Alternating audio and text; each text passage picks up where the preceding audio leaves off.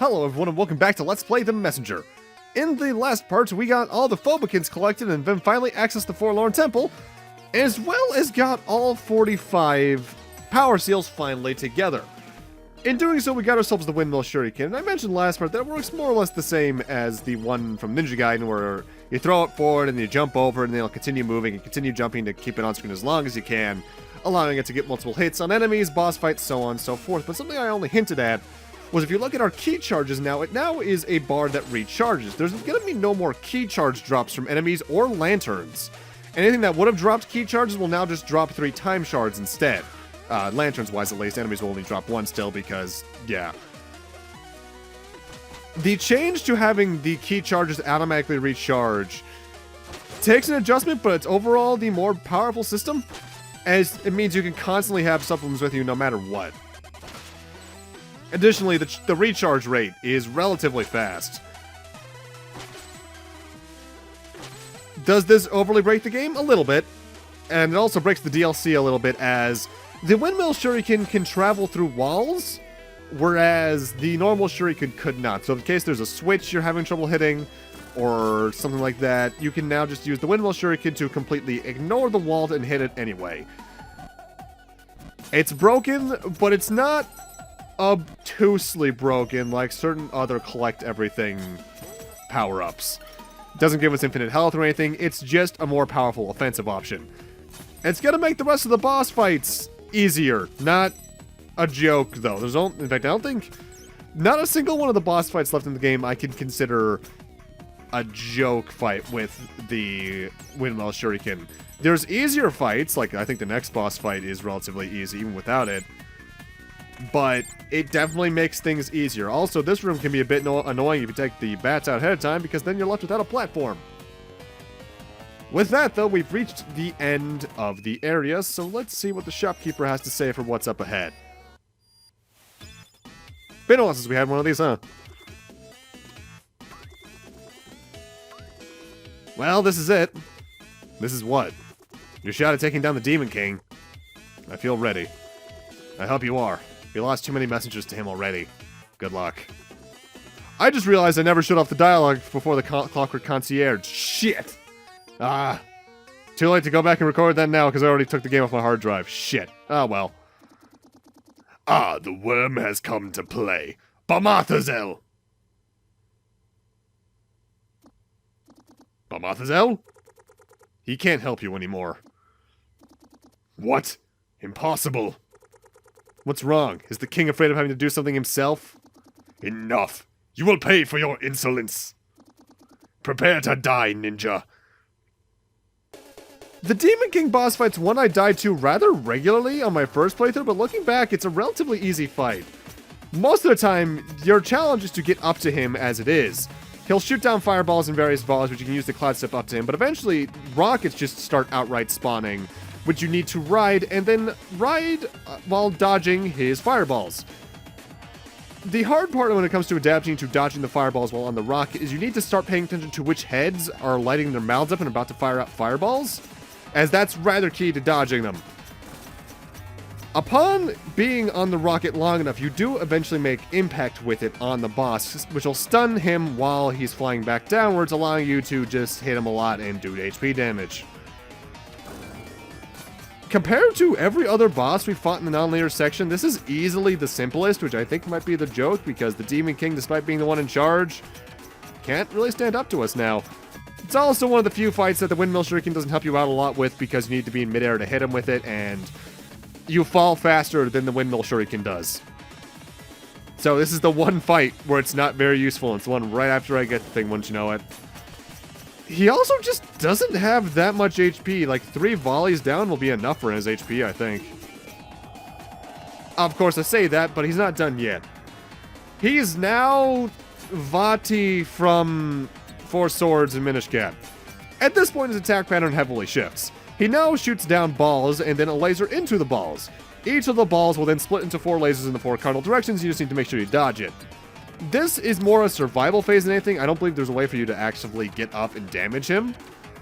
So just focus on dodging and you'll be good there. Eventually a rocket will spawn, and we need to do sort of the opposite of what we did earlier. We now need to dodge attacks rather than, while escaping him, rather than leading ourselves into him.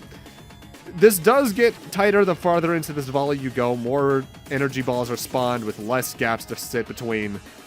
But as long as you stay around the middle, paying attention to where they're being fired, it's relatively easy to dodge and end the fight there, really.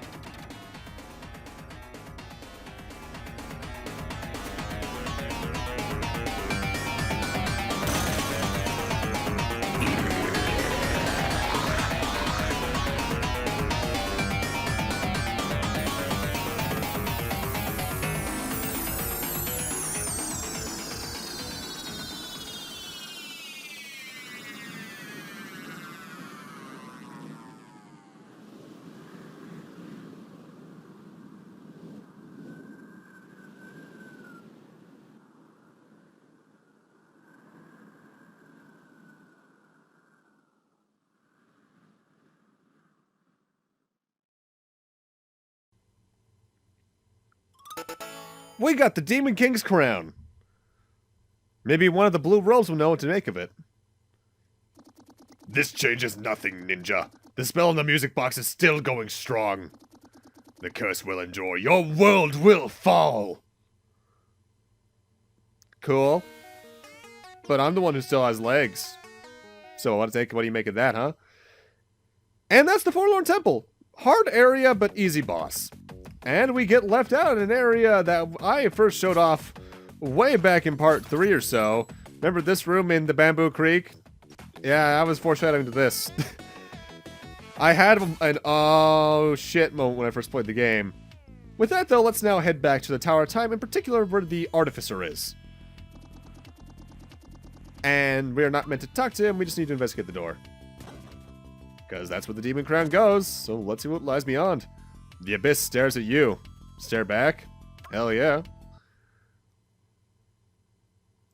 Welcome to an interesting area. What is this place? I sent some of my sisters hiding in fear. I'll call out to them. They can help you cross this infected realm. Welcome to the corrupted future. As I believe we talked about, or the Artificer mentioned when we first investigated that door, one of the music notes we need is in a very future we're trying to prevent. So we need to travel through this heavily corrupted area to just get around. The entire gimmick here is it's sort of a maze, but not really. It's not hard. It's not easy to get lost in here, so to speak. It's very linear. But I do love this area, and I think... I forget if it always had an 8-bit theme, but the music here is real good.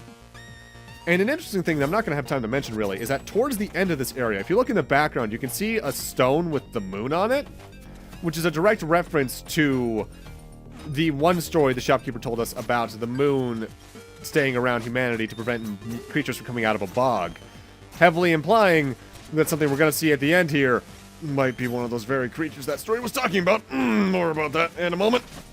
Or two, somewhere about that. This area isn't very long. It's not...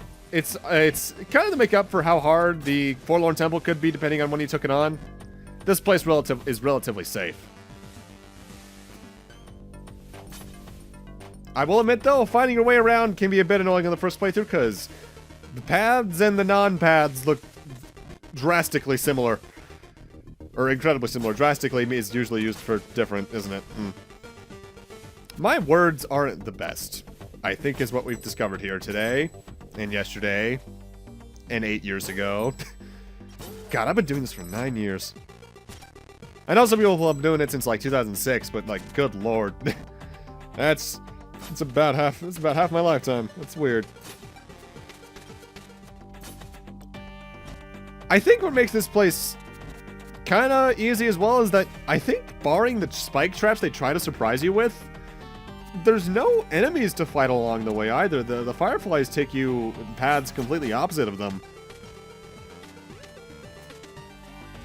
We are coming up on the end here though. Just make sure you hit any firefly you see, dodge spike traps, and you should be fine. Also, one thing I should tell you for what's coming up. Remember that you can grapple onto fireflies to gain some extra speed. That's just it's going to be rather key information coming up here in a moment.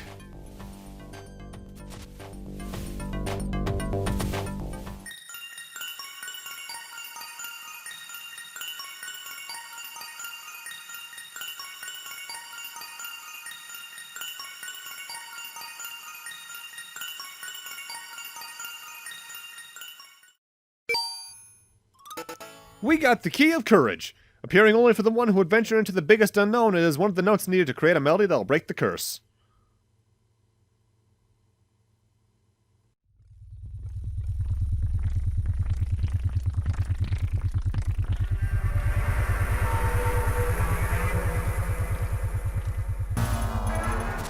Jesus Christ!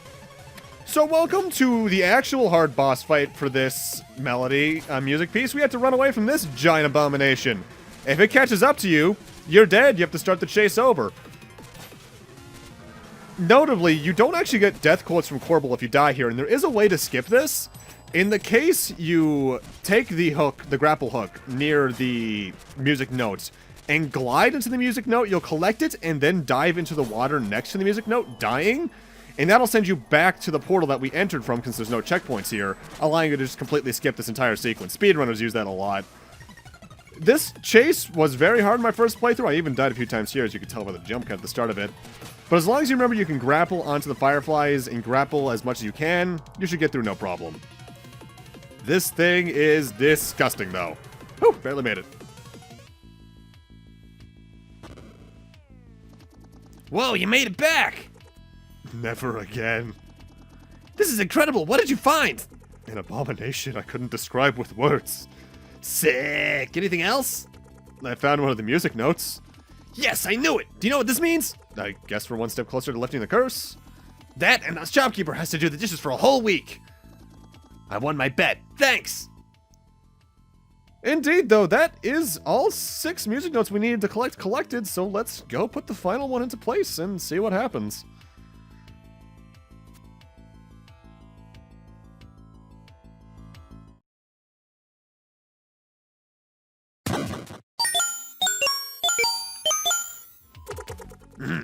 At long last, the melody is complete. Okay, what's next? Heck if I know. What? My knowledge is limited to the prophecy, which ends with the gathering of all music notes. Well, someone here has to know. Indeed, brave messenger. It is time for the first of our order to share with you the origins of the curse. Be right back. This better be important. Behold, the melody is complete. Impossible. Could we finally be nearing the end? I completed the melody. Do you know what to do next? Well, I guess it's only fair. Okay, I officially forgive you for saying my shop didn't look like a shop. What? When we first met, I was really happy to show you the place, and then you said it didn't look like a shop. Have you been bitter all this time? I was just trying to do small talk. Sure, whatever. That's behind us now. Seeing how much progress you made, it's about time I filled you in on what's really going on. Here we go.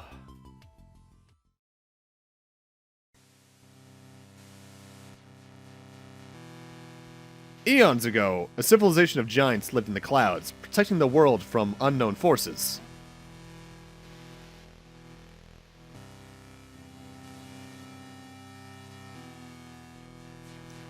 Centuries went by in harmony, until one day they watched helplessly as the world suffered a massive flood.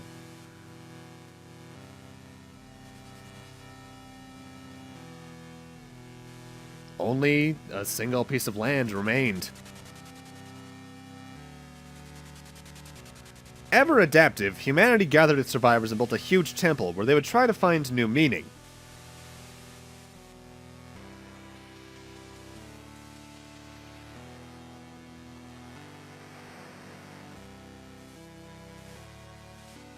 Answering the call of these troubled times, a formidable couple stepped up to be their leaders.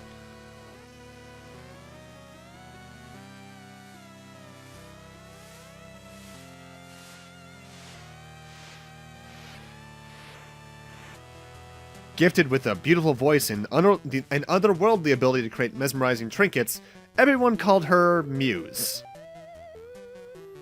And he, ever stoic, fearless, and mysterious, would become known as Phantom.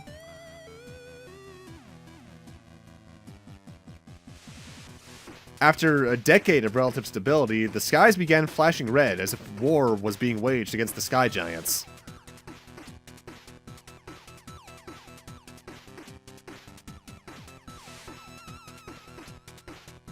Indeed, an army of demons, destroyer of worlds, had found the human realm.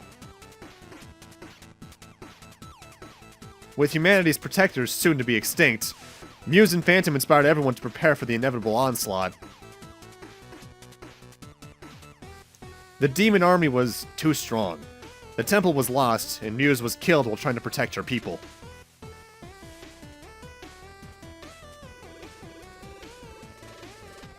Fighting back tears, Phantom picked up her final creation to keep as a memento, a music box.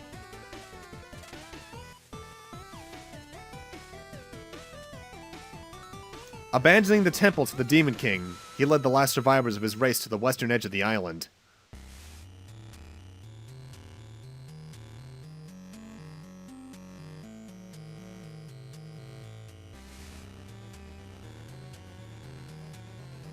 That final stand proved successful, and after instructing his people to rebuild and stay hidden, Phantom pushed his luck.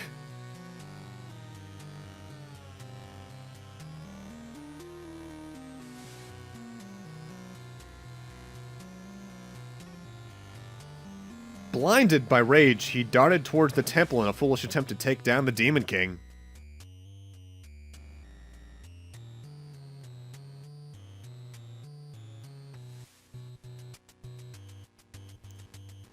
Insulted by the boldness of this broken being, the Demon King opted for a punishment worse than death.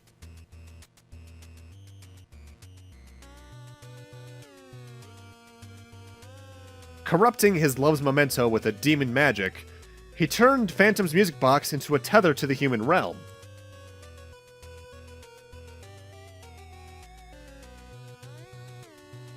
Every 500 years, they would come back to torture humanity, until they all abandoned all hope and surrendered to extinction.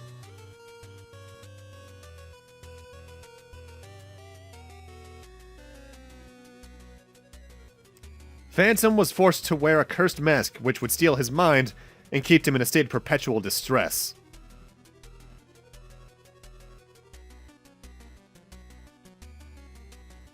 Inserted into the music box, he would play the organ forever to keep the relic's magic alive.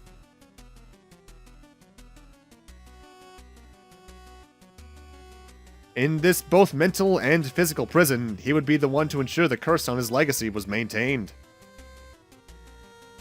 But Phantom's will was a strong one, offering lapses of sanity where he could tap into his growing understanding of demon magic.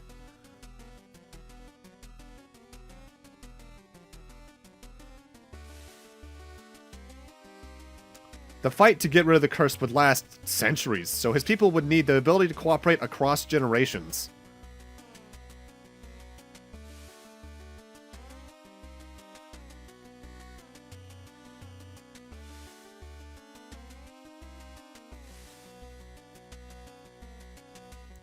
Time travel was the key. With his last stretch of sanity, he wrote a scroll, imbuing it with enough power to attune its carrier to time magic.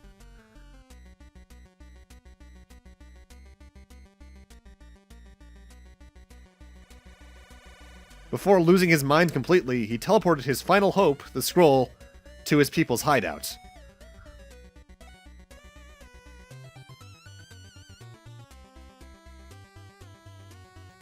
As they soon realized, the scroll let them see strange manifestations, things not every mind could stand.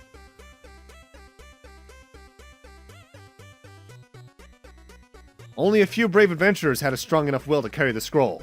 They called them messengers.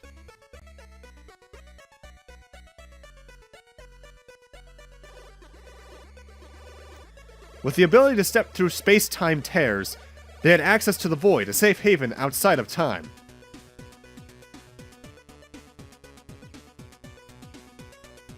Messengers from all time periods would soon gather there, the perfect meeting point for their endless war.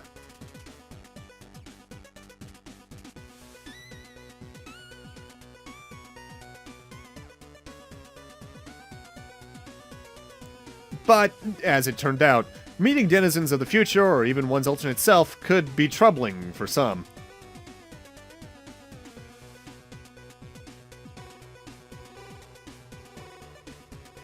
After a few incidents of the more primitive messengers going into shock, they opted to conceal their appearance.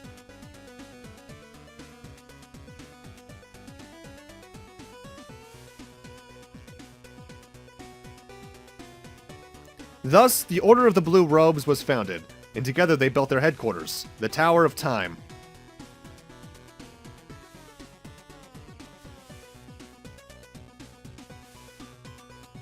Every curse cycle would have its champion, who would join the Order after passing the scrolls to the next messenger.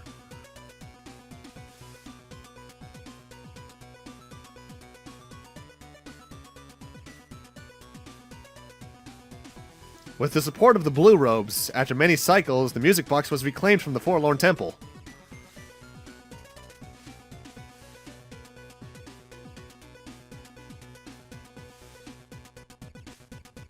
Even though the relic was too powerful to be destroyed, a new hope was found that day.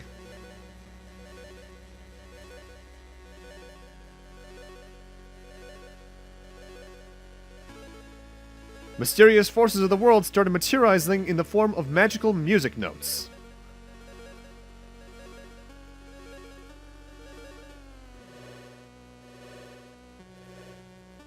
After one particularly gifted messenger managed to gather two of them, an idea emerged. An idea crazy enough that it just might work.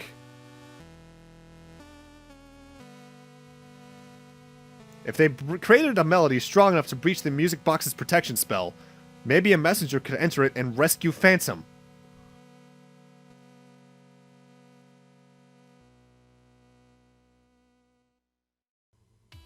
So there you have it. I'm not sure what you'll find inside the music box, but if we have one shot at saving Phantom, this is it.